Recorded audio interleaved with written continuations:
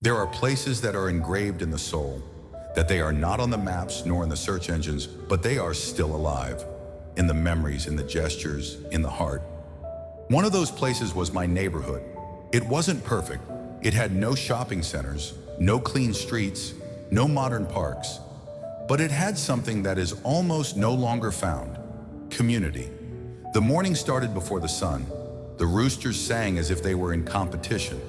Doña Mercedes was already sweeping the sidewalk, and in the corner, the grocery store opened its doors while an old radio with meringue or bolero sounded. The children went out to play without fear. Nobody had an iPad, but they did have a whole world in their imagination. We turned stones into carts, boxes into castles, and streets into baseball fields. There was a bread cart that arrived at about 7. The smell of freshly baked bread was like a happy alarm. Sometimes we didn't have money, but the baker knew everyone and never lacked anyone. That neighborhood taught us to share, to be patient, and above all, to live with what is right. Respect was law.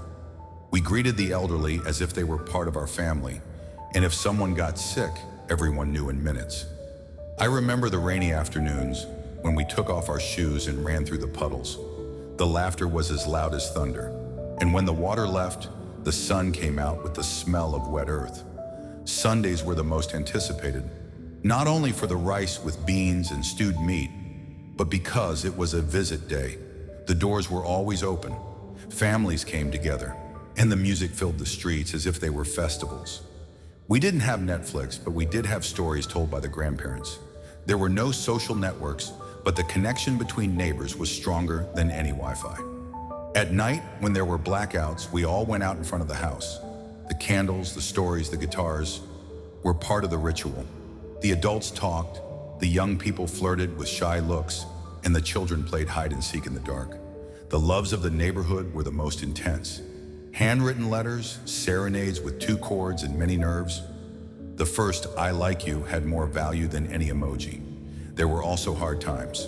Neighbors who left, friends who took different paths, and streets that changed over time. But even in sadness, the neighborhood embraced you. It was a place where everyone was part of something, where it didn't matter if you had a lot or a little, because the important thing was to be. Today, many of those places no longer exist. The houses were replaced by buildings, the faces by strangers, but the memories, those live. I close my eyes and I can see Don Ramon in his rocking chair, the children chasing a broken ball, the women gossiping in the portal, and the sky full of kites made with plastic covers. Golden times is not just a beautiful phrase, it's the way we remember what we were, what we had, and what we should never have lost.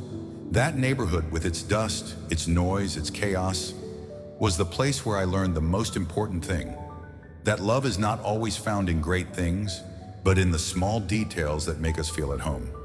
That's why I say, with pride, that neighborhood is no longer on the map, but it is still my eternal home.